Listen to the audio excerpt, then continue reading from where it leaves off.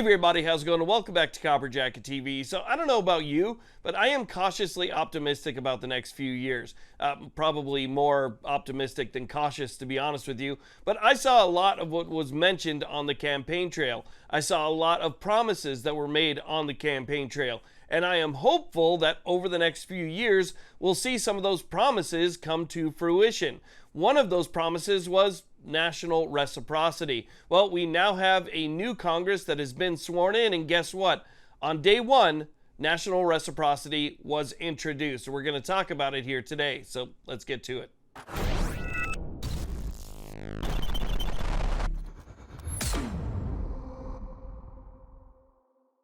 I will ask Congress to send a bill to my desk delivering national right to carry reciprocity. You're going to have that. Okay, so let's go and talk about what's going on here. Now, national reciprocity seems to be one of those touchy talking points within our community because we all know that the way that it should be is national constitutional carry, and the Second Amendment is really the only permit that we need. It's spelled out very clear and concise that we, the people, have the right to keep and bear arms, and putting a permit on top of that makes it more of a privilege than a right. Now, even though we know constitutional carry is the way to go, and to prove that point, over half of the states in this country already recognize some form of constitutional carry. The way that it works right now is just an absolutely abhorrent patchwork of different rules, regulations, and laws that make it nearly impossible to travel through this country. I mean, if you were to go from, let's say, California to South Carolina, you could potentially go through 100 different jurisdictions and 100 different laws that could impede your ability to carry, and that could end up landing you in jail. It is just absolutely terrible. We have some states that recognize other states, but not every state. We have a lot of states that are constitutional carry. We have some states that have constitutional carry, but only for their residents. And then we have other states that have permits, but don't recognize anybody else's permit. The way that it works right now is just, it's not working. So while we work on national constitutional carry, at least for now, I'm happy to see that a bill has been introduced that would give us national reciprocity, which would essentially make your carry permit a lot like your driver's license, where you could travel from one side of the country to the other without having any issues or worrying about changing state laws or things like that, right?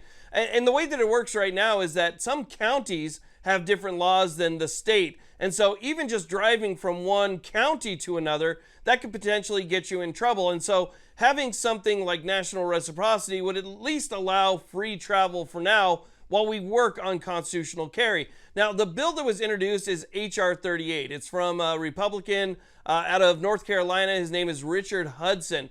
Now, there's no text on this bill yet because it was just introduced, I believe, back on the 3rd. So no text available for us to see yet. But you have to keep in mind that this could go one of two ways. It could be a good bill or it could be a bad bill. If it's a good bill, it doesn't have any federal government interference into our carry at all. I don't want the federal government being involved in our carry.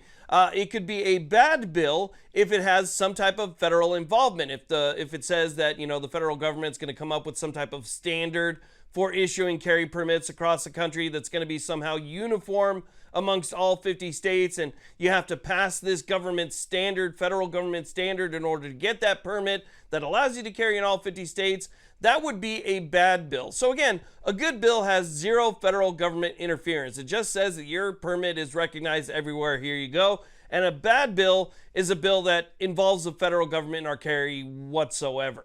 Now, national reciprocity was one of the things that was promised to us on the campaign trail, so I'm hoping to see that this actually does end up working out.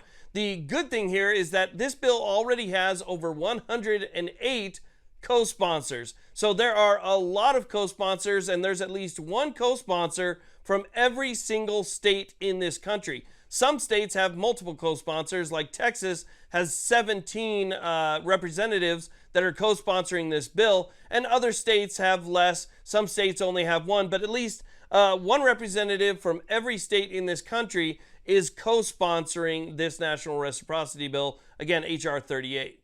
Now, I'm curious to know where you land on national reciprocity. Is it a good thing? Is it a bad thing? You know, what side of the fence do you fall on? Because I know that some people in certain states, like California and New York, they have a hard time just getting a permit for themselves. So, it might cost $1,000 just to get a permit. It might take up, 2 years of your time.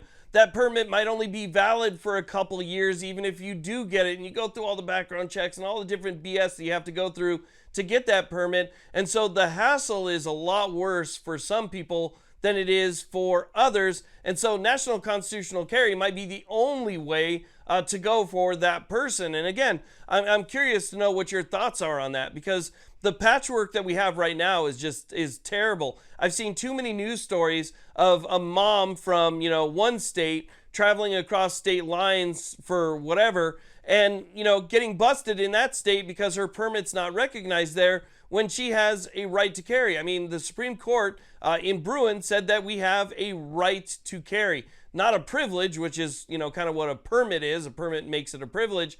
But still, at least we know that you wouldn't see stories like that of a mom traveling across state lines getting busted for something that, she should be able to do. So, let me know. Let me know what you guys think. If you haven't done so yet, please consider hitting that subscribe button. I would appreciate it. Really helps us get our message out there. And a thumbs up is always appreciated as well. A little bell notification will let you know when new videos come out. And I just wanted to share that with you because I think it's interesting that we're starting to see some of those campaign promises actually come to fruition. So I wanted to share that with you, and I want to thank you all very much for watching. Please like, subscribe again.